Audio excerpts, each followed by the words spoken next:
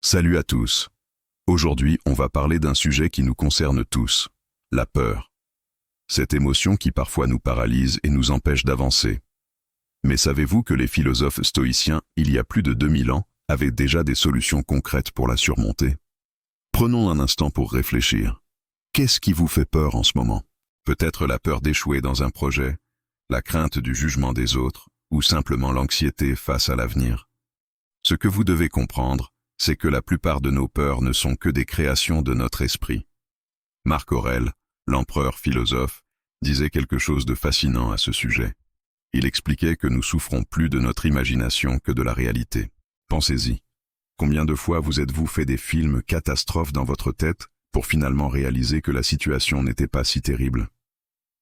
La première clé pour surmonter la peur, c'est de se concentrer sur le présent. Arrêtez-vous un instant. Respirez. Regardez autour de vous. En ce moment précis, êtes-vous vraiment en danger? Dans la majorité des cas, la réponse est non. La peur nous projette constamment dans un futur imaginaire, nous faisant oublier que le présent est souvent beaucoup plus paisible que nous le pensons. Mais voici une technique particulièrement puissante des stoïciens. La visualisation négative. Ça peut sembler contre-intuitif, mais c'est redoutablement efficace. Au lieu de fuir vos peurs, confrontez-les mentalement. Imaginez le pire scénario possible. Vous avez peur d'échouer à un examen?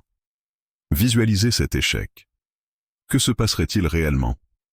Dans la plupart des cas, vous réaliserez que même le pire scénario n'est pas si catastrophique que ça. Prenons un exemple concret. Vous avez peur de prendre la parole en public.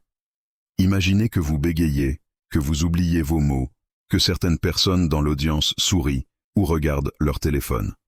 Et alors? Dans une semaine, qui s'en souviendra? Dans un mois? Dans un an? Cette perspective nous aide à relativiser nos peurs. Les stoïciens nous enseignent aussi que ce qui compte n'est pas ce qui nous arrive, mais notre réaction face aux événements. Vous ne pouvez pas contrôler si les gens vont vous juger, mais vous pouvez contrôler votre réaction face à ce jugement. Vous ne pouvez pas garantir le succès, mais vous pouvez décider de continuer malgré la peur. Ce qui est fascinant avec cette approche, c'est qu'elle nous libère.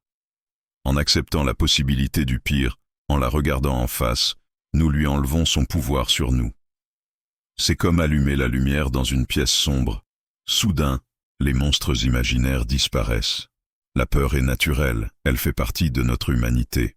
Les stoïciens ne nous demandent pas de devenir des robots sans émotion, mais plutôt d'apprendre à danser avec nos peurs plutôt que de les fuir. C'est dans cette danse que nous trouvons notre force.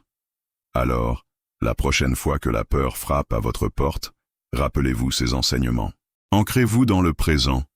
Visualisez le pire pour le démystifier. Et concentrez-vous sur ce que vous pouvez contrôler. Petit à petit, vous verrez vos peurs perdre de leur emprise. Je vous invite à mettre en pratique ces principes dès aujourd'hui. Commencez petit. Choisissez une peur qui vous travaille et appliquez ces techniques. Vous serez surpris des résultats. Si cette vidéo vous a été utile, n'hésitez pas à la partager et à vous abonner pour plus de contenu sur la philosophie pratique. Laissez-moi un commentaire pour me dire quelle est votre plus grande peur et comment vous comptez l'affronter. Ensemble, on est plus fort pour surmonter nos peurs. Merci d'avoir regardé jusqu'au bout, prenez soin de vous.